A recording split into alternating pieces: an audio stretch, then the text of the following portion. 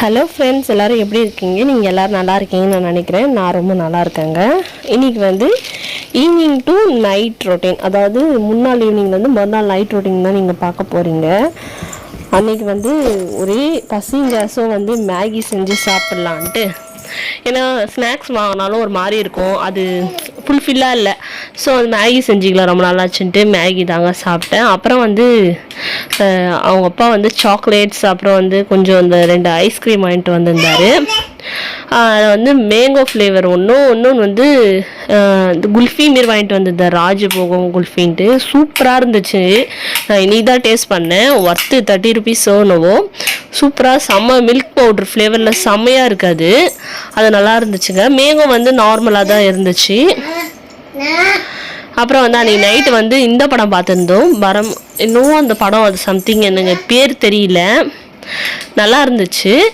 அந்த படம் பார்த்துட்டு சாக்லேட் சாப்பிட்டு அப்படியே தூங்கிட்டோங்க நாங்கள். எனக்கு வந்து 5 ஸ்டார்லாம் அவ்வளோ பிடிக்காது சாக்லேட்ஸு. நான் வந்து டைரி மில்க்கு, கிட்கேட்லாம் எனக்கு ரொம்ப பிடிக்கும். ஆனால் எங்கள் வீட்டுக்காரர் வந்து 5 ஸ்டார் ரொம்ப பிடிக்கும் அவருக்கு. எனக்கு வந்து இந்த சவுக்குன்னு சாப்பிட்டு அதெல்லாம் போய் வந்து பல்லுலாம் மாட்டிக்குவோம், அதுக்கு அது ஒரு மாதிரி டிஸ்கஸ்டிங்காக இருக்கும். ஸோ வந்து நான் வந்து அது அவ்வளோ விரும்ப மாட்டேன். ஆனால் அவருக்கு என்னவோ பிடிக்குது போல். மறுநாள் ஆஃப்டர்நூன் வந்து காலிஃப்ளவர் எக் ரைஸ் செய்யலான்ட்டு தோணுச்சுங்க. ஏன்னா ரொம்ப நாள் ஆச்சு.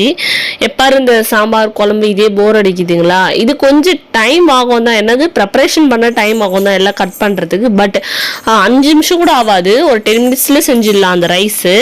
சரி, அதுதான் ஊற வச்சுட்டு தனியாக சாப்பாடுக்கும் ஊற வச்சுட்டு இருந்தேன். தனுக்கு ஏன்னா அவன் சாப்பிடுவானான்னு தெரியாது, அவனுக்கு தயிர் சாதத்துக்கு ஊற வச்சுட்டு இருந்தேன்.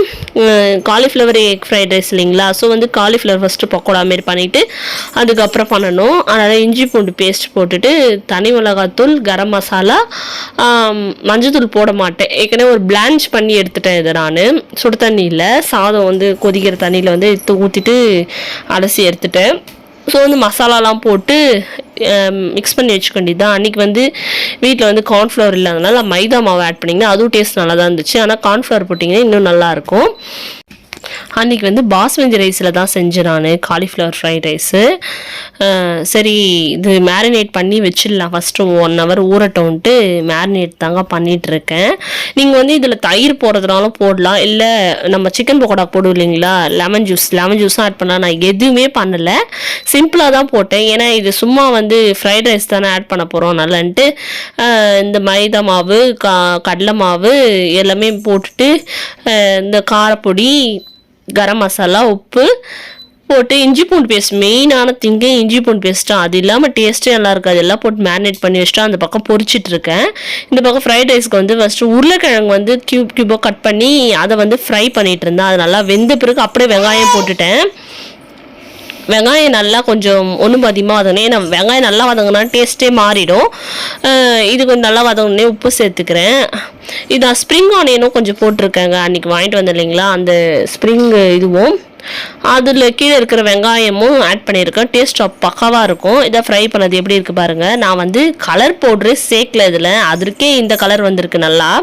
நீங்கள் வந்து ஆப்ஷனல் தான், உங்களுக்கு வேணுன்னா நீங்கள் சேர்த்துக்கோங்க, நான் வந்து ஆட் பண்ணல. இதுக்கு ஏன்னா நம்ம ரெட் சில்லி பவுட்ரு அதுலேயே கலர் இருக்கும் அதில் வந்து, ஏன்னா அது கெமிக்கல் தானே, சக்தி மசாலாவில் வர இதுவு. ஸோ அதுவே போதும்னு நான் விட்டுட்டேன். நல்லா வதங்கணும். இப்போ எல்லாமே ஒன்று போல் சேர்ந்து வதங்கிக்கணும் காயெல்லாம் போட்ட பிறகு. இப்போ வந்து நம்ம ஃப்ளேவருக்கு வந்து இதுவெலாம் சேர்க்க போகிறோம். மிளகாத்தூள் போட்டுக்கிறேன், கரம் மசாலா போடுறேன், 2 தூள் தான் போடணும். வேறு லாஸ்ட்டாக பெப்பர் போட்டுக்கலாம். நான் அது பெப்பர் போடும்போது தான் வீடியோ எடுக்க மறந்துட்டேன். நான் இது 2 தான் ஆட் பண்ணேன். இப்போ 2த்தையும் ஆட் பண்ணிட்டு நல்லா வதங்கணும். சோயா சாஸ் ஊற்றணும்.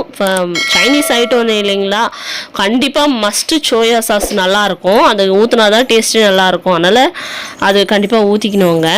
இப்போ வந்து நான் எல்லாம் ஒரு சேர வதக்கிட்டு ஒரு ஓரமாக தள்ளிட்டு முட்டையை உடச்சி ஊற்றி மிக்ஸ் பண்ணிக்க போகிறேன். ஏன்னா காலிஃப்ளவர் எக் ஃப்ரைட் ரைஸ் இல்லைங்களா, ஸோ வந்து முட்டையை உடச்சி ஊற்றிக்கலாம். அதில் நீங்கள் அது ஒரு தள்ளாமல் பண்ணினீங்கன்னா அது ஒரு மாதிரி பொடிசாக ஆகிடும்.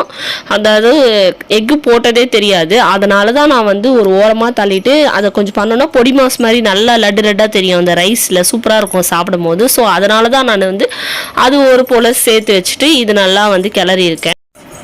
எல்லா ஹவுஸ் ஒய்ஃப்க்குமே தினந்தோறும் என்ன சமைக்கிறது, ஐயோ ஆஃப்டர்நூன் நான் செய்கிறது, மார்னிங் என்ன செய்கிறது, இட்லி மாவு காலி ஆயிடுச்சு நான் என்ன பண்ணுறது, வேறு என்ன ஆல்டர்னேட்டிவாக செய்கிறது. ஏன்னா ஒரு சிலருக்கு உப்புமா பிடிக்காது இல்லைங்களா, உப்புமா செய்கிறதா, சப்பாத்தி செய்கிறதா, பூரி செய்கிறதா, அப்படியே ஒரே கன்ஃபியூசிங்காக இருக்கும். அதுமாரி தான் என் லைஃப்பும் போயிட்டுருக்கு. இதுக்கப்புறம் ஏன்னா எங்கள் வீட்டில் வந்து தனுக்கும் பார்க்குறதா இருக்குது. ஏன்னா பெரியவங்கன்னா கூட அட்ஜஸ்ட் பண்ணி சாப்பிட்டுக்கலாம். ஓகே நீ சாப்பிடு இந்த ஒரு வேலை ஓகே அப்படின்ட்டு போயிடலாம். ஆனால் தனு வந்து குழந்தைகிட்ட போயிட்டு நீ அட்ஜஸ்ட் பண்ணி சாப்பிடுன்னு சொல்ல முடியாது இல்லைங்களா. ஸோ வந்து அந்த ஒரு இதுதான் இருக்குது. இப்போது அவனுக்காக பார்த்து பார்த்து செய்கிறதா இருக்குது. அதனாலே ஒரு சில ஐட்டம்லாம் நான் சாப்பிட்றதே இல்லை. இது அவன் சாப்பிட மாட்டான்.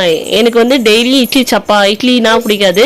எப்பயாச்சும் ஒரு டைம் நான் சப்பாத்தி பூரிலாம் சாப்பிடுவேன். ஸோ வந்து அது அவனுக்கு பிடிக்காது. அது அவன் சாப்பிட்றதில்ல சப்பாத்தி பூரிலாம்.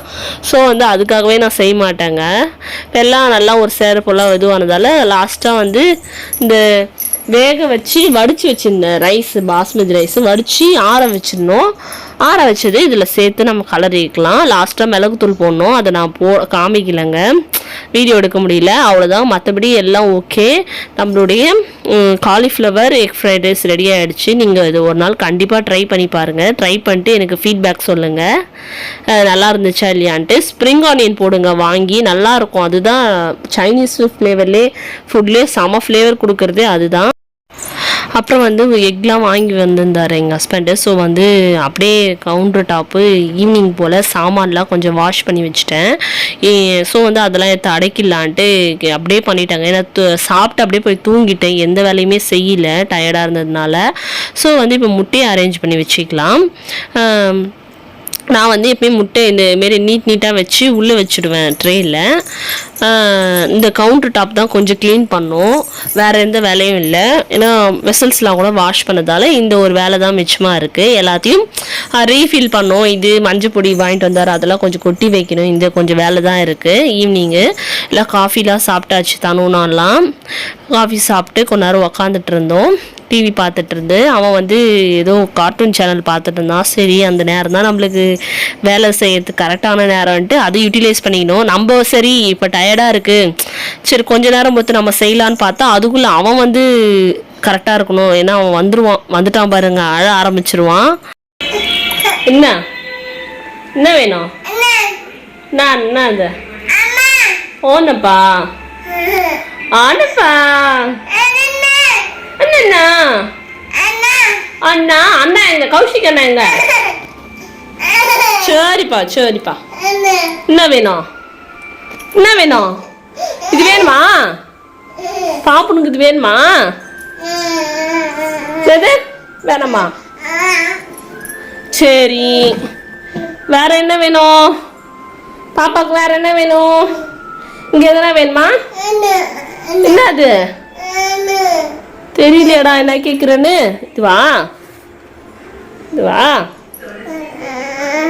வேறண்ணா? சரி இதை கொடுத்து பார்க்கலாம். இதுவாப்பா? இப்படி கூட யாராவது போவாங்களா?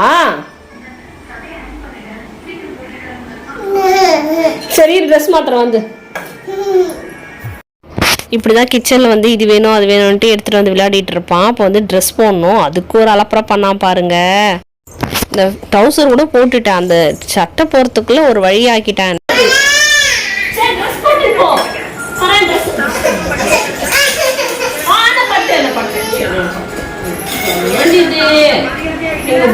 என்ன வேணும்?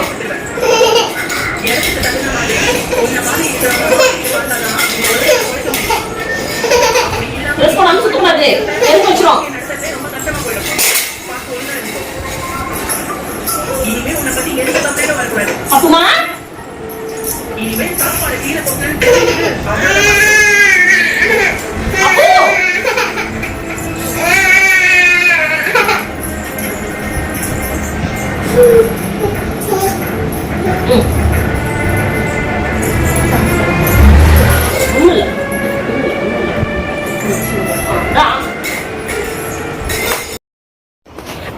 நான் வந்து ஸ்பீடில் தாங்க கொஞ்சம் வச்சுருக்கேன், அதனால தான் கொஞ்சம் ஃபாஸ்ட்டாக பண்ணுற மாதிரி இருக்கும், மற்றபடி ஒன்றும் இல்லை. ஏன்னா கொஞ்சம் இதுவாக இருக்கும்ன்ட்டு கொஞ்சம் ஸ்பீடாக தான் வச்சுட்டேன். ட்ரௌசரும் ஒரு வழியாக போட்டு முடிச்சிட்டேன். ஐயோ, அதுக்குள்ளே குழந்தை வச்சுருக்கிறவங்க தான் தெரியுங்க ஒரு கஷ்டம். அந்த காலத்தில் 10 குழந்தைய கூட ஒரு ஆள் வளர்த்துட்டாங்க எப்படியோ. நம்மளால் இப்போலாம் ஒரு குழந்தைய வந்து வச்சுன்னு சமாளிக்க முடியல. இப்போ சட்டையே போடவில்லை, போடா வெயில் காலமாச்சு நம்மளுக்கே ஸ்வெட் ஆகிடுச்சுன்ட்டு நீ அப்படியே விட்றான்ட்டு நானும் கம்முன்னு விட்டுட்டேன். ட்ரௌசர் மட்டும் போட்டு விட்டுட்டு சரின்ட்டு அந்த மேலே லைனர் வந்து தொடச்சிடலான்ட்டு அதை தாங்க வந்து வெட் கிளாத் வச்சு தொடச்சிட்ருக்கேன். ஏன்னா நம்ம எதுனா பொருள் வைக்கிறோம், ஸோ வந்து அழுக்காயிடும் இல்லைங்களா, ஸோ வந்து அதை தான் பண்ணிகிட்ருக்கேன். இப்போ வந்து நம்ம ரீஃபில் பண்ணுற நேரம் சரி மஞ்சப்பொடி வந்து வாங்கிட்டு வந்து அது வேறு ஏற்கனவே பிரிச்சுக்கிச்சான் கவர், ஸோ வந்து கொட்டி வச்சிடலாம், தனுக்கிட்ட மாடிச்சுன்னா கீழே தான் கொட்டி வேஸ்ட் பண்ணுவான்ட்டு அதை தாங்க கொட்டி வச்சிட்ருக்கேன். எப்போவுமே நான் ஒரு பொருள் வந்து முடிஞ்சிச்சுன்னா அதை வாஷ் பண்ணி வச்சுடுவேன். ஸோ வந்து எனக்கு அவ்வளோ பொருள்லாம் அழுக்காகாது, டக்கு டக்குன்னு அதை வாஷ் பண்ணி வச்சுறதுனால அந்த கவுண்டர் டாப் நல்லாவும் இருக்கும், அந்த பொருள் மேலாம் பிசுலாம் இருக்காது. எந்த ஒரு பொருள் முடிஞ்சதோ அதை அப்படியே வாஷ் பண்ணுறதுக்கு போட்டு அப்புறம் அதை காஞ்ச உடனே நல்லா தொடச்சி அப்புறம் தாங்க அதை ரீஃபில் பண்ணி வைக்கிறேன். அப்புறம் வந்து சம் பொருள்லாம் வாங்கிட்டு வந்திருந்தார் ரேஷன் ஷாப்லேருந்து. அரிசி இந்த இதுவுக்கு வாங்குவோம் இல்லைங்களா, இப்போ ரவெல்லாம் வாங்குறதுக்கு பதில் இந்தமாரி ஏதாவது பொருள் தராங்க போல். ஸோ வந்து நான் வந்து முந்திரி வாங்கின சொன்னேன், முந்திரி நல்லா சாப்பிட்றான்ட்டு. இதுதாங்க அன்றைக்கான பொழுது எங்களுக்கு இப்படி தான் போச்சு. உங்களுக்கு எப்படி போச்சுன்னு சொல்லுங்கள். இந்த வீடியோ உங்களுக்கு பிடிக்கும்னு நினைக்கிறேன். இந்த வீடியோ உங்களுக்கு பிடிச்சிருந்தா மறக்காமல் நம்மளோட சேனலுக்கு சப்ஸ்கிரைப் பண்ணிக்கோங்க. Bye bye.